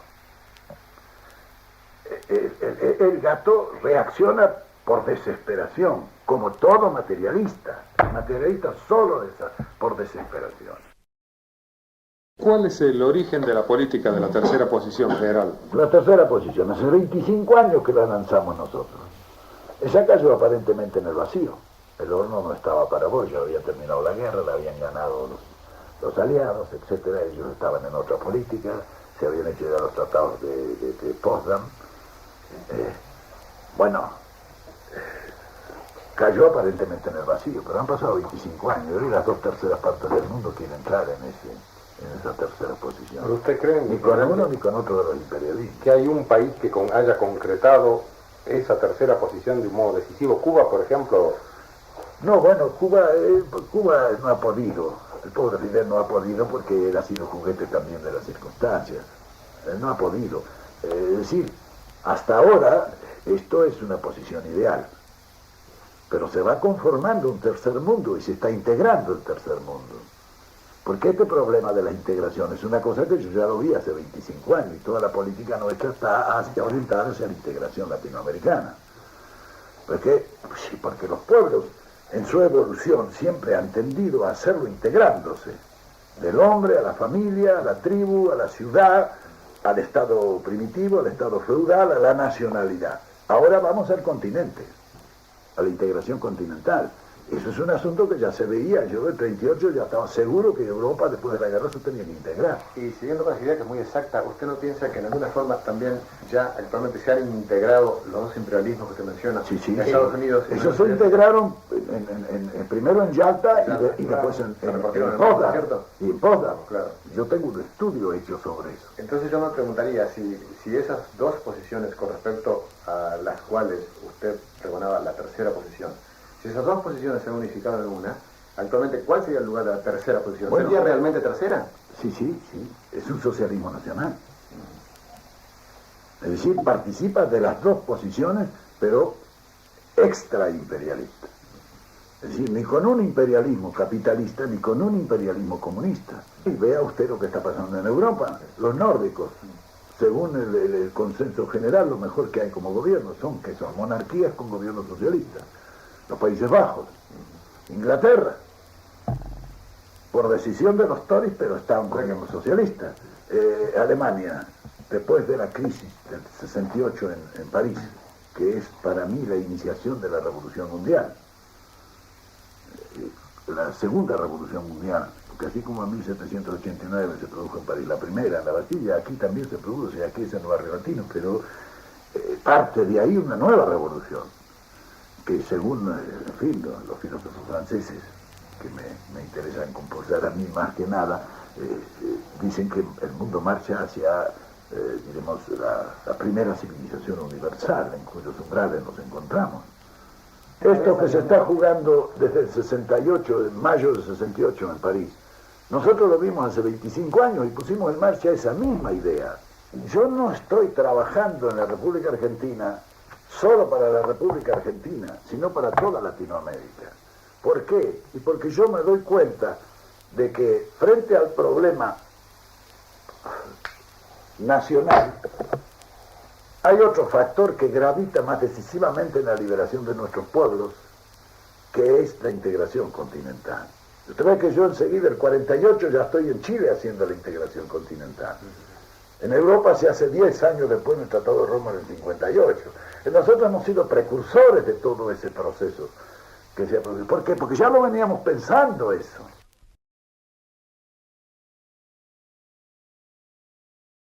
General, ¿cómo tendría que ser hoy una conducción política apropiada? En esto hay que darse cuenta que la conducción política es una conducción sui generis. La gente está acostumbrada a conducir el orden, pero en política no existe jamás el orden. A lo que hay que acostumbrarse es a manejar el desorden. Para usted manejar un dispositivo político, necesita tener una articulación, necesita que ese movimiento político tenga una articulación, porque usted con un cuerpo rígido no puede maniobrar dentro del campo político. Porque en el campo político también se maniobra, y hay una estrategia y hay una táctica que se cumple. Para eso necesita tener una articulación. Nosotros los militares, cuando articulamos, ponemos una división de ejército con 4 regimientos, cada regimiento 4 batallones, cada batallón 4 compañías, en fin, le damos una articulación formal e ideal. Pero es que en el campo político eso no puede ser, eso no existe. Hay que ir a una organización real. En primer lugar, porque usted no tiene allí un general con sus entorchados y lo pone para mandar. No, ahí tiene que salir que tenga condiciones para mandar. De manera que la articulación más se hace alrededor de esos hombres que surgen y que son capaces. A mí me interesa hoy que sea peronista o no sea peronista, me interesa que luche. Es decir, nuestro movimiento nunca ha sido un movimiento sectario. El sectarismo dentro de la tarea política es siempre negativo, porque le va restando sectores, simpatía natural.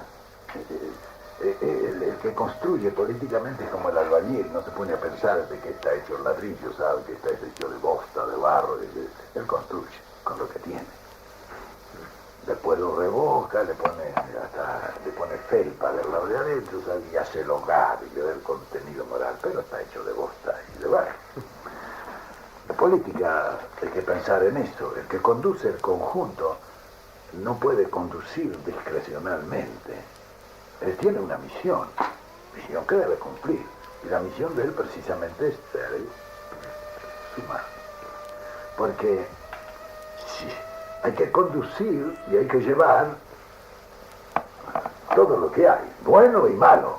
Porque si usted quiere llevar solamente lo bueno, llega con 3 o 4, y en política con 3 o 4 no se hace mucho, ¿sabes? General, ¿cuál sería el papel del conductor? Conducir es un arte. Como arte tiene una técnica y una teoría del arte, como tiene la pintura y tiene la escultura, pero esa es la parte inerte del arte. La parte vital es el artista. Usted tiene la teoría y la técnica de la pintura, de la escultura, y usted puede hacer un buen cuadro o una buena escultura.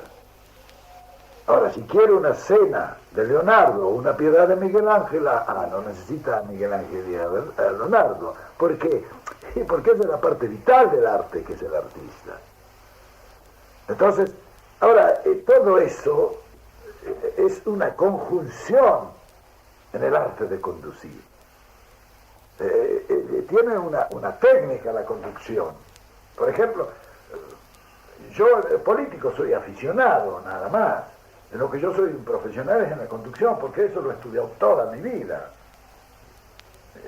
Es una cosa que me ha atraído tremendamente. Yo he estudiado personajes desde Ciro el Grande hasta Napoleón, y los he estudiado minuciosamente a cada uno de ellos, en sus acciones, en lo que han realizado, en cómo lo han realizado, cómo han vivido.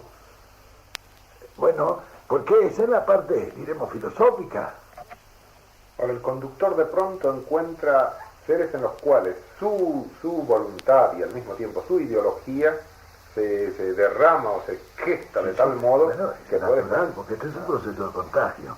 Ahora, la técnica de la conducción, por ejemplo, tiene procesos, por ejemplo, son infinitos, pero por ejemplo, la conducción política no es una cuestión que se pueda realizar por órdenes, no. Eso es demasiado primario. Eso lo realiza el militar, que tiene un código de justicia militar, ¿no? El político no, el político tiene otro procedimiento. Debe invitar un poco a, ¿cómo le diría?, a la naturaleza o a Dios, Dios jamás, si bajara Dios todos los días a resolver los problemas que se plantean entre los hombres, ya le habríamos perdido el respeto, ¿sabe? Y ya no habría faltado un tonto que lo quisiera reemplazar, porque el hombre es así. Entonces, por eso él actúa a través de la providencia, ¿sabe? Bueno, el político también tiene que hacer lo mismo, debe actuar a través de la providencia. Cuando yo quiero que una cosa se haga, yo ya tengo el procedimiento con que me vienen a pedir que se haga, entonces yo accedo. Pero no lo ordeno. Es decir, hay un sinnúmero de cosas que están dentro de la técnica de la conducción. No es camandurería política o esos bajos medios. No, cuando el individuo no tiene el dominio de la técnica de la conducción, recurre a esos artilugios inferiores y pecaminosos en su mayoría. Esa es la política criolla.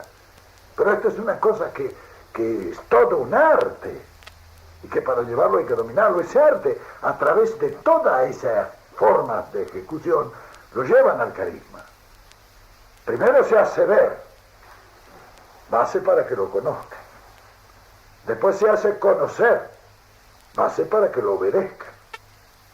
Después se hace obedecer, base para que llegue a ser hasta infalible, porque el que conduce debe ser infalible. Esto es tan importante que el Papa, como no lo tiene providencialmente, lo ha establecido por decreto, la infalibilidad. Hay mucha sabiduría en eso, no es una cosa que se haya hecho porque sí, no. Eso es todo un arte, que el que lo domina y lo puede aplicar mejor que el que no tiene ideas de esto, como el que domina la teoría y la técnica de la pintura puede pintar mejor que aquel que no sabe pintar. Usted dijo, yo soy un conductor y no un político. Exacto. ¿Cuál sería la diferencia? Bueno, es que conducirla, el que pinta pajaritos, pinta perros, el que conduce todo lo que haya que conducir, desde un automóvil hasta un pueblo. Pero a veces, por diestro que sea el conductor, hay sectores que resultan difíciles de manejar, ¿no es cierto, general? A mí me han salido dentro del movimiento algunos que son verdaderos traidores al movimiento. Y vienen acá y dicen, hay que cortarle la cabeza, mi general, ¿cómo es? Expúlselo. Y me dice, no lo eche. Ese sirve, ese es útil. Y se lo explico en 2 palabras. Vean, si el hombre no tuviera sus propias autodefensas, hace miles de años que había desaparecido de la Tierra. No existiría el hombre. Porque lo habría destruido los males y las enfermedades, los microbios lo habrían exterminado. Vive no por los médicos ni por la penicilina, vive porque tiene sus autodefensas. ¿Cómo se crean esas autodefensas? Es un asunto muy simple. El microbio que entra produce anticuerpos que, asimilados por el organismo, se transforman en una autodefensa, como el que ha tenido una vez escarlatina no la vuelve a tener, el que hace tira infernal, ¿por qué? Que es el anticuerpo dentro del organismo que constituye la autodefensa. Y eso es lo que lo salva al individuo. En la organización institucional sucede lo mismo. Las instituciones que, por una dirección demasiado rígida, lo que le ha pasado al comunismo en gran parte y al socialismo en otra parte, que cuando aparecía un traidorzuelo de esos que aparecen en todas las organizaciones políticas, pues quiere sacar ventaja, por lo menos en un sector, a cortarle la cabeza y echarlo. No, señor, déjelo, ese genera sus anticuerpos. Porque todos esos que dicen, contra este tipo, pues esas son las autodefensas del movimiento. Cuando defecciona un dirigente sindical, ¿qué ocurre? Lo echan enseguida. ¿Quién lo echa? Yo no. Lo echa su propia organización, es decir, las autodefensas creadas, merced a que se ha dejado actuar, porque si usted no lo deja actuar, no se crean esas autodefensas. Se da cuenta que en esto hay un proceso natural que hay que asimilarlo y que hay que aprovecharlo dentro de la organización. En el peronismo siempre hemos tenido unas autodefensas tremendas. Cuando aparece uno que quiere hacer una cosa que no debe, ya se siente el griterío en todo el país. Yo jamás tomo medidas contra nadie. ¿Por qué? Porque no creo que sea necesario. Las medidas las toman las organizaciones. Cuando usted empieza a delinquir desde su puesto, no se olvide que hay miles de ojos que lo están observando.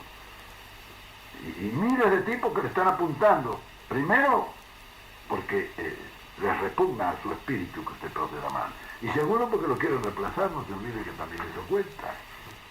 Ese que está sentado atrás suyo, ese es el que le va a pegar la patada en el momento oportuno. Ayudado por los otros, pero para eso tiene que dar usted motivo. Si no da usted motivo, no. Si usted procede bien, eso no le puede pasar. No debería nacer el que no tenga una causa por la cual luchar, para justificar su paso por la tierra, por lo menos, o por la vida. Hay mucha gente que es extraordinaria y pasa imperceptiblemente por la vida porque no tuvo nada para servir, se sirvió a sí mismo, nada más. Y otros individuos que son normales, comunes, como cualquier otro bicho que camina, y llegan a ser tipos con ciertas aureolas, porque sirvieron una causa, fueron hombres de una causa. Si Napoleón no hubiera sido por la Revolución Francesa, hubiera muerto de capitán de artillería retirado. Y San Martín, si no hubiera sido por la independencia argentina, quizás no habríamos sabido quién fue. Así que hay una coincidencia siempre entre el destino personal y el destino histórico.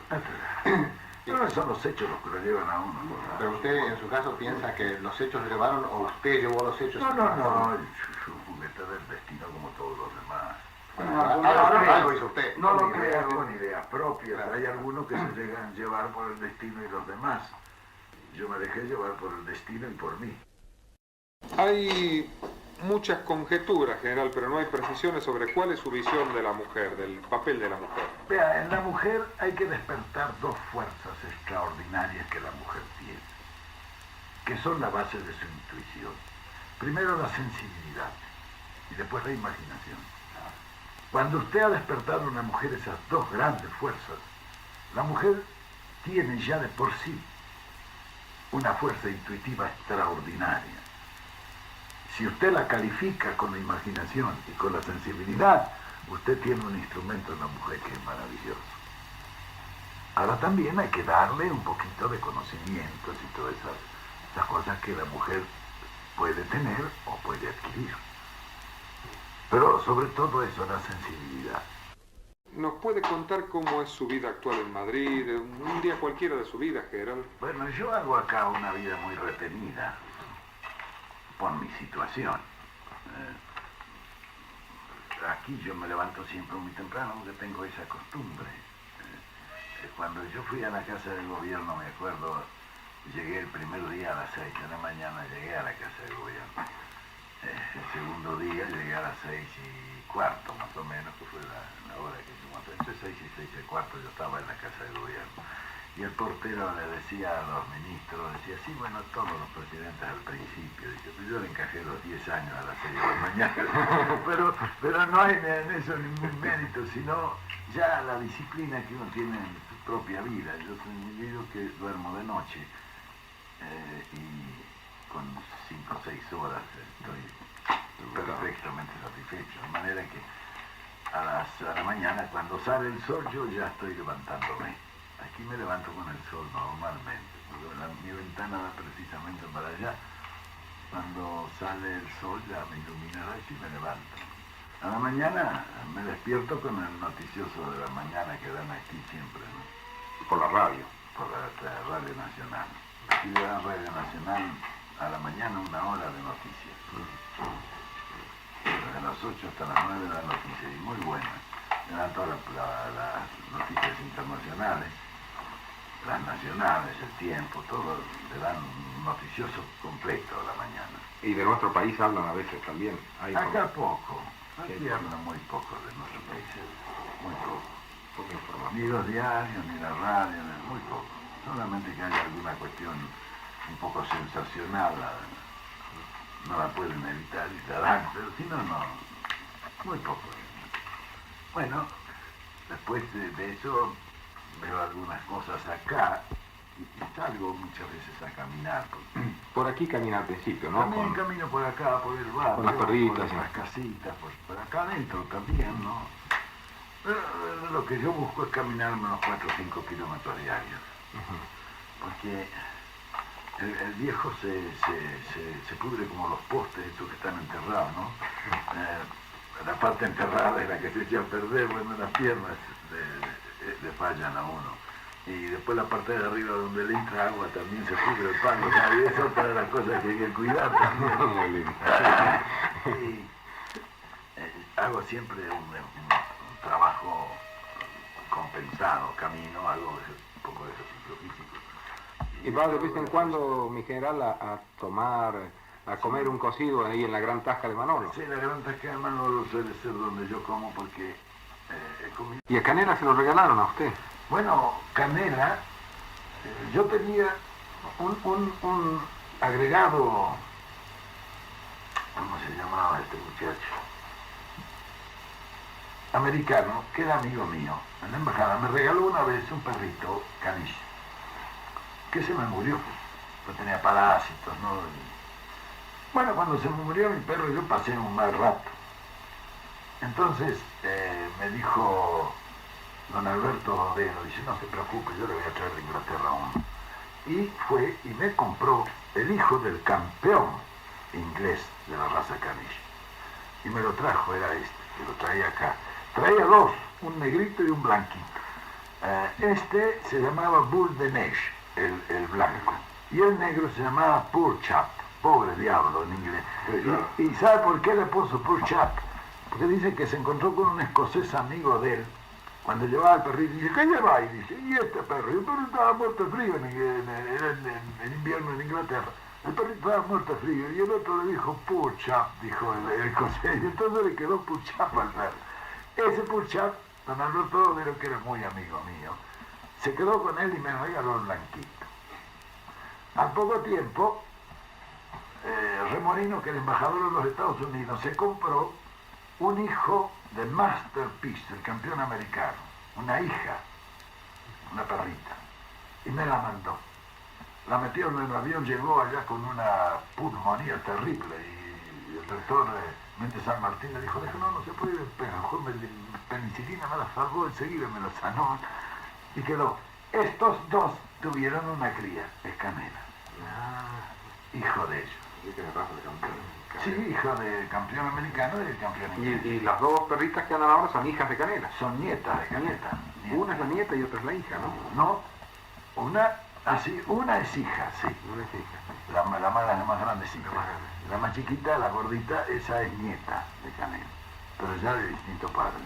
Pero buena raza también. No, son muy finos, sí. Es una raza inglesa, francesa, es un perro de caza francés. Gerald, ¿cuáles serían las perspectivas, las posibilidades de lucha que se le plantean a los hombres que llegan al gobierno?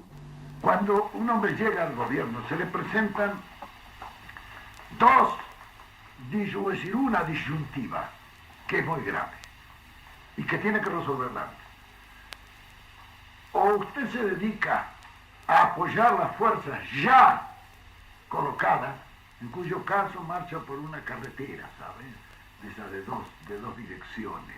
Al final usted está viendo el monumento que le van a levantar. Pero de noche no duerme porque sobre su conciencia tiene el hambre y la miseria de su pueblo. El otro camino es la selva, a la cual hay que entrar a machete abriendo el camino. Que todas son acechanzas, pero usted duerme tranquilo porque sabe que está trabajando para ellos. Esos que tienen miseria y dolor. Por uno de esos dos caminos tiene que decidirse usted. Ahora, dentro de ese problema tiene otra disyuntiva terrible. Los hombres que suben al gobierno tienen dos misiones bien claras: hacer la felicidad de su pueblo y labrar la grandeza de la nación. Muchos por labrar la grandeza de la nación sacrifican a su pueblo. Y otros por excederse en el beneficio sacrifica a la nación. El secreto está en equilibrar perfectamente las dos misiones, pensando siempre que es mejor un pequeño país de hombres felices a una gran potencia de individuos desgraciados. Bueno, esos conceptos el hombre que va al gobierno tiene que tenerlos bien claros, porque en cada problema que se le presenta usted los tiene que aplicar.